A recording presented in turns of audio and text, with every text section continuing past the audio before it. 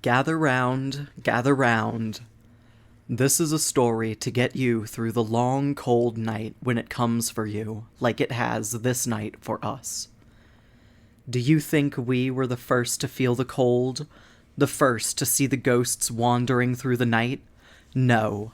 This has been happening since my grandfather's era, since the time before that. I'll tell you about when it began, when Bearfirth, the first of us, saw the protector light go dim and realized she was not alone in the forests. There was a time before this one when the world was dark. There was nothing out there. No light, no trees, no birds, and no music. What horror! A great miasma of nothingness. Can you imagine such a place? Through this emptiness a woman crawled, alone, starving, lost. She only knew suffering, only knew pain and grief, but she continued living because she did not know of any other path.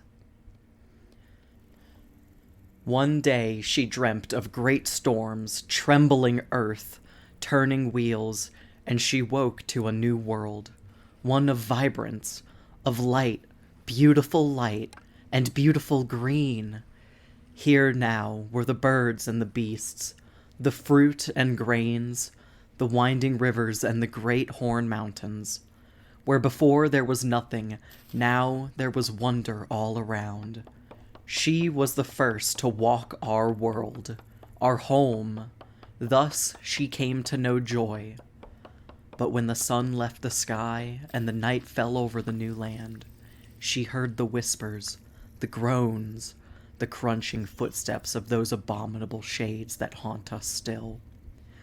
She then came to know fear, and what a dreadful fear it was.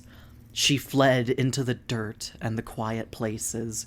Deeper down she went, hounded by the foul voices, until she came upon something hidden and strange.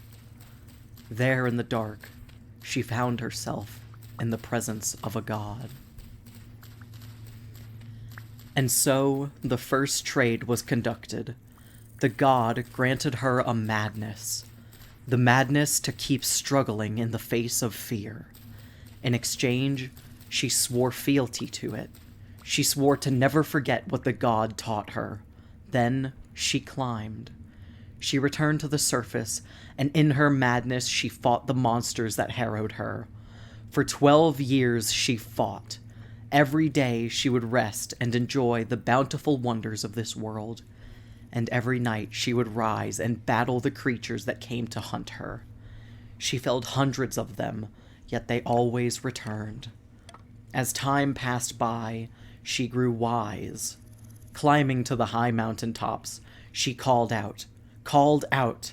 In a clear voice that rang through the dales, she called, "I am Bearfirth. I am mighty. If you hear my voice, come find me. Come look for me in the plains, in the forests, by the rivers. Find me, and you too will be mighty." And her voice was heard. Other men and women appeared. Those who had been hiding in the dirt and the roots, in the gray shadows. They heard her voice and were entranced. They followed it to the source and came together as a crowd before her. They were fearful and hungry. Now comes the second trade. She offered them wisdom in exchange for strength. The people, desperate for guidance, agreed to the deal. Working together, Bearfirth and her companions built the first home. These walls were made from only mud and stone, but the ghosts had not the power to overcome them when the sun left the sky. The people rejoiced when they saw this, but Bearfirth, upon realizing she would not have to battle anything that night, felt the years and years of exhaustion, once held back through willpower, now fall upon her as a flood. Collapsing to the ground, she knew that her life was at its end. The people gathered around her, fearful and lost again at the thought of her leave-taking. They think they will have to return to the dirt and roots if she is gone. They think she pulls the morning into the sky. Seeing this, she makes the third trade, the final trade. She asks of them, "Survive this night. Stay watchful. Do not give up yet. Do this for me, and my strength will be yours." Her people are hesitant, but they bind themselves to the trade. They keep watch. The shades scream and roar at them. Can you hear them? They're still out there, screaming at us now. But her people do not run. They have an oath to fulfill.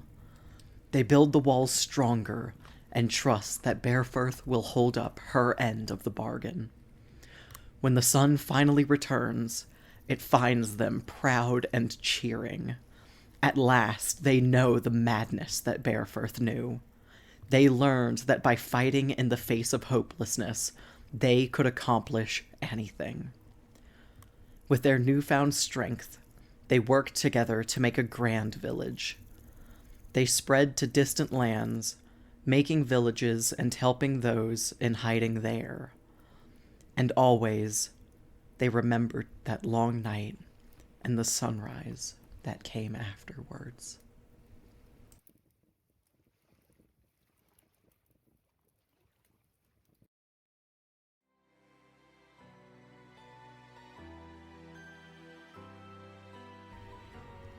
Thank you for watching. If you enjoyed this video, please consider leaving us a like and comment to support the channel, especially since we have just started. May you survive well and prosper.